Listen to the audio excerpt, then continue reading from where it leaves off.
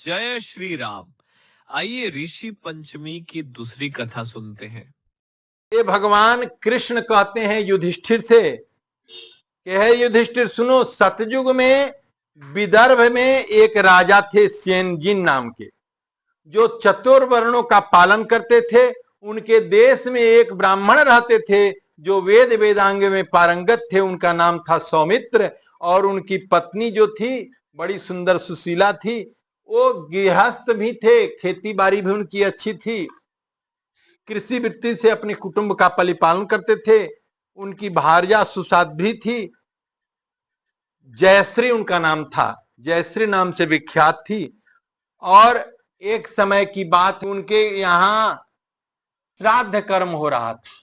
एक समय सर्प ने विष वमन कर दिया। कहा, जो ब्राह्मणों के लिए भोजन बन रहा था उसमें सर्प ने विष वमन कर दिया। और इसी कारण पतोहू ने क्या किया, जलती चुलाठी से मार दिया कुतिया को। और कुतिया जाके अपने पति के पास कह रही है, और यहां इनके घर श्राद्ध कर्म में का बाद अपने गुरु की सेवा कर रहे हैं। गुरु के सेवा के समय सुन रहे हैं कि कुतिया पति से क्या कह रही है। कह रही है जो बन रहा था उसमें सर्प ने विष छोड़ दिया। और कुतिया ने देखा और पत्नी को दिखा करके जाकर के उस भांड का स्पर्श कर दिया, और उसके कारण उसने जलती हुई लुकाठी से उसके पीठ पर वार किया, और उसका पीठ भी जल गया। खीस से सारा पाक ले जाके पीछे उलट दिया। फिर जैसे तैसे शुद्ध ढंग से पाक बनाया। पाक बनता है मिट्टी के बर्तन में, और मिट्टी के बर्तन में जो एक बार बन जाता है तो फिर दोबारा नहीं बनता। तो पीछे जाके हांडी पटक दिया और कहा कि आज आज तो इनको खाना भी नहीं मिलेगा। तो कुतिया को खाना भी नहीं मिला, और उसके पति भी दिन भर हल बहे थे। उसको तो जाके अपने पति से कह रही है कि हे स्वामी, एक गलती का कितना दंड होगा, गलती तो हमसे हो चुकी। ये पूर्व जन्म का ज्ञान था, क्यों कि कथा का श्रवण किया था और कथा का अपमान किया था, जिसके कारण ऐसी गति प्राप्त हुई। अरे आज तो दिन भर पीट के हर चलाया है, लेकिन बांध दिया है, अभी तक पायस लोगों को खिला रहा, हम लोगों को कुछ नहीं मिला। आपके दुख कर हमको दुख हो रहा है, हमारा भी कमर दर्द कर रहा है। तुम्हारे ही पाप से कारण बोझा ढोने वाले बैल बन गए। अब हम क्या करें? मेरे पुत्र ने ही मेरा मुख बांध कर मारा है, मुझको बड़ा कष्ट होने के कारण इसका श्राद्ध करना वृथा है। जब ये बात सुने कौन, सुमति अपने गुरु महाराज का चरण दबा रहे थे। संयोग से ये बात समझ में आ गई, किसी से कुछ न कहा। श्री भगवान कहते हैं कि हे युधिष्ठिर, माता पिता के परस्पर बातर करते हुए देख।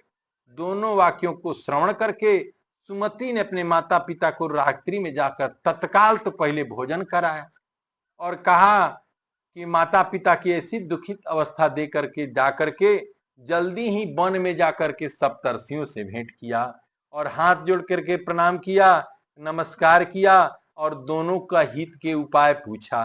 सुमति ने कहा, लोग ऋषिगण, हम एक प्रश्न कर रहे हैं, आप लोगों से एक प्रश्न है, निवेदन है, आप लोग ध्यान से सुने। हम, हे ऋषिगण, मेरे पिता इतने तपस्वी थे, इतने तपोधन थे, तपोमूर्ति थे, लेकिन क्या कारण हुआ? वेद वेदांग के जानकार थे, बहुत विद्वान थे, लेकिन क्या कारण था जो आज उनकी ये अवस्था हुई? केन कर्म विपाके न पितरौ में तपोधन।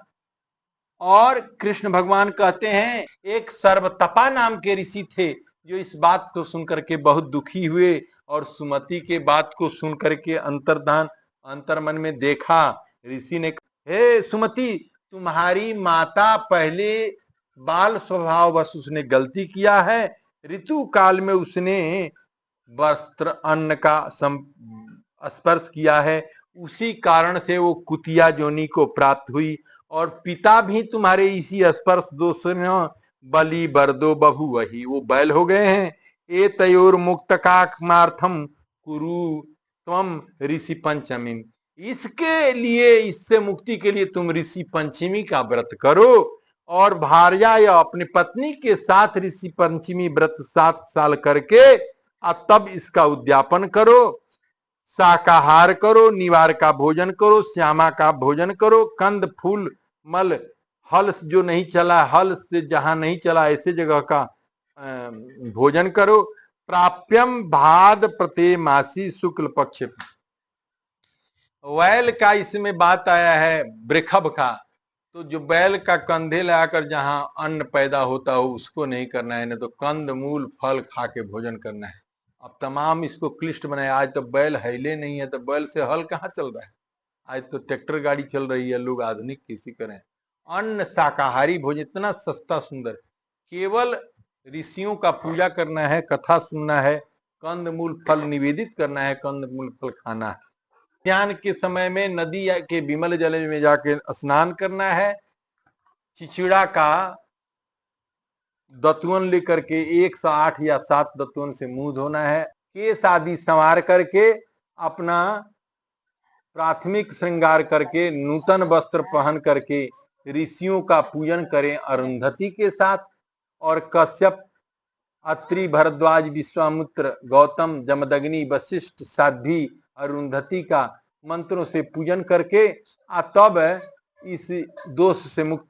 उसने सप्तर्षियों से सुन लिया, घरे आके अपने पत्नी से कहा कि हम लोग ऋषि पंचमी विधान के साथ साथ चल करेंगे और इसके व्रत के प्रभाव से हमारे माता पिता स्त्रीयक योनि से मुक्त हो जाएंगे। और मुक्त हो गए। इस 7 साल उसने व्रत किया, इससे मुक्त हो गए और दिव्य आभरण, दिव्य भूषण धारण करके स्वर्ग को प्राप्त हुए। पितासी तो पितापी च मुक्तो सुमते पशुयोनिता, पिता भी मुक्त हो गए और माता भी स्वर्ग को प्राप्त हो गई। कायिक, मानसिक, वाचिक जो भी दोष होता है वो सब इस व्रत से मुक्त हो जाता है। इसके सुनने मात्र से सभी तीर्थों का फल प्राप्त होता है। और जो यह व्रत करता है, सुनता है, यह संसार में सुख भोग करके अंत में परम गति को प्राप्त होता है। बोलिए आनंद कंद भगवान की जय। इस वीडियो को लाइक, चैनल को सब्सक्राइब करें।